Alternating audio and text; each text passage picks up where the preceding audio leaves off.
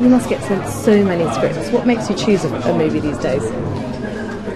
At random, you know, I just have sort of a gut instinct, or I decide that it's a person I want to work with, or a director, or I mean, I don't really have any formula or any strategy. I hate to say it, I'm just kind of, it's potluck for me. Well, and Matthew was saying that you managed to maintain a real normality off set, that you're, you know, great fun, that you guys were hanging out, you know, sort of Halloween and stuff. Well, he was shooting in my hometown, which is Nashville, Tennessee. So, yeah, I had to show them a good time. And Matthew and myself and a bunch of people that had kids, you know, we were there during the fall, so there's a lot of beautiful things to do there, you know, leading up to Halloween and stuff. I had a big Halloween party. And lovely. How do you manage to stay so grounded? You know, you are such an A-lister, you know, doing all the films that you do. How do you manage to stay normal? Oh, God.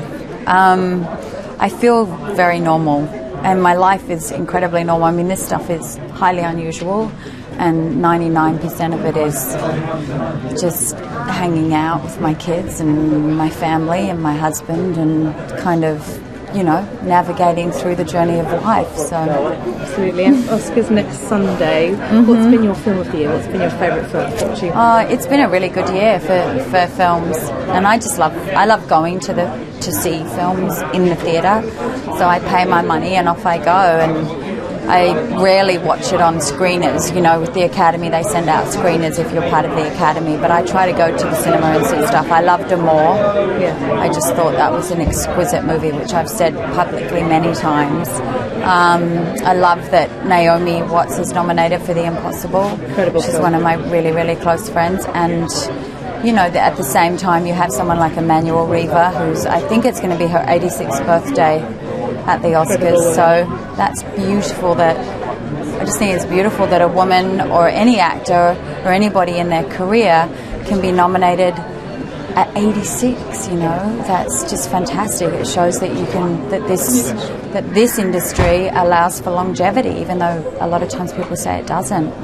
You just look at Emmanuel or Jessica Tandy, who won years ago for Driving Miss Daisy, and you know, you can be doing it into your 80s. And I hope you will be too.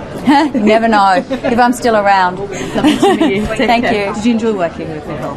I loved her. Yeah, she's fantastic. I mean, I don't want to be someone who's like constant hyperbole here for you, Susan, but I was a bit scared. You know, she's a big old star, and I think because we were shooting in Nashville, I mean, I brought my family with me, and you know, we just sort of hung out and you've got a little one, haven't you? Yeah, it was Halloween. Went to the pumpkin patch, and she's just a delight, and she was really generous with her time. And, you know, she's a bit of a mate. You know, it's a bit funny, this old. Ring her up after it, you know. No, not that much of a mate. She doesn't want to hang out with me. Just really quickly, you've got loads of film roles. You do a lot of TV and a lot of film. Do you prefer working on television or film? Just what's best for the family, really. So working in England is always good.